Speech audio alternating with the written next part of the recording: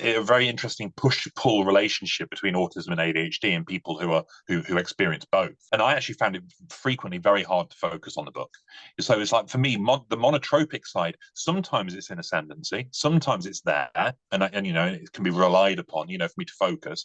Other times it doesn't work for me, and I'll be all over the place, you know, looking at all kinds of other things, you know, and distracting myself and things like that. So that made the book actually very, very difficult. I found that I wrote both books, apart from those few times where I had that, managed to, you know, kind of secure the monotropic state. Most of the books were written in very short bursts, you know, 100, 200 word stints, you know, and then I put it down again, which is a very fractured way to write anything, you know. But then that's how I used to do essays at university. That's how I've always done writing. That's how I've always done work, you know, in these short, sharp bursts rather than lengthy things. Are you driven by deadlines? Does it help that you're suddenly under a lot of pressure and suddenly you have to? Yeah, that's always been me. Yeah.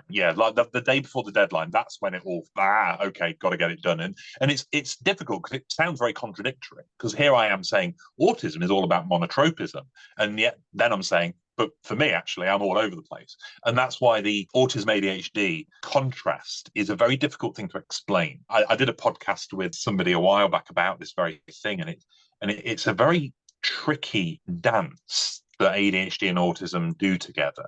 Sometimes the ADHD takes charge and leads, you know, sometimes the autism takes charge and leads, and other times they're fighting with each other and you don't know what's going on. And it means that you can come across as very contradictory, very, very confusing to an onlooker, you know, an onlooker who might say, for example, but yesterday you were like this, and now today you're like this. And it's like, well, yeah, because yesterday I was kind of, that was autistic me yesterday. This is ADHD me today for a reason that I don't understand.